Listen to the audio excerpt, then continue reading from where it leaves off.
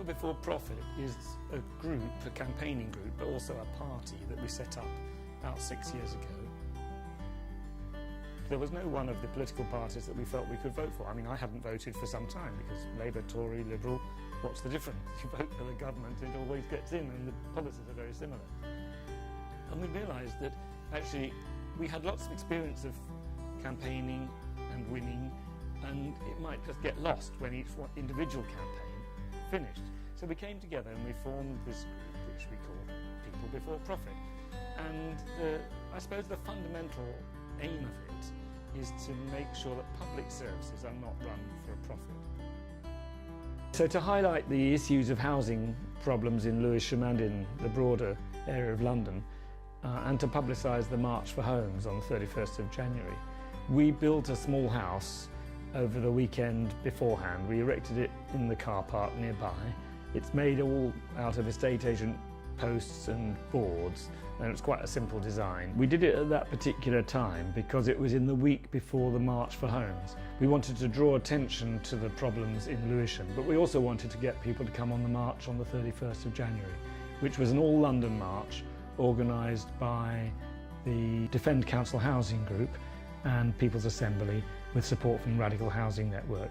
People Before Profit's a member of the Radical Housing Network, and obviously we wanted to support it because the same kind of problems of homelessness and high rents and no social housing being built in the new developments is happening not only in Lewisham but all over.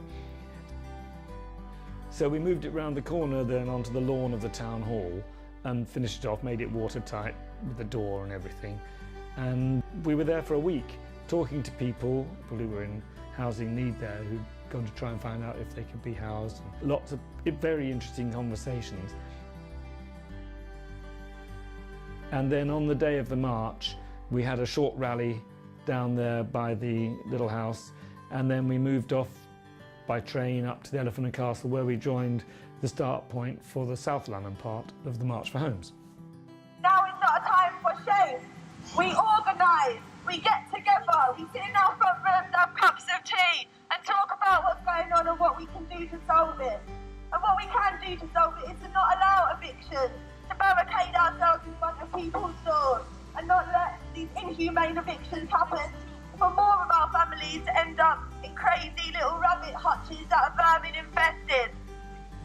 And we marched off then past a huge site which is being built. It's called the Haygate. There used to be thousands of people living there in council flats, but they've all been knocked down, and there's been a long campaign by people from the Elephant and Castle area to fight on behalf of not only the remaining tenants there, but also leaseholders, people who bought their council flats and owned their own flats within that block, but they were given pathetic compensation. They can't buy another place nearby in that area. They have to go miles away, other parts of Britain, to be able to find anywhere to live with that compensation money. So it's not adequate. And the march wound its way round, very good-natured, despite it being very cold and very wet.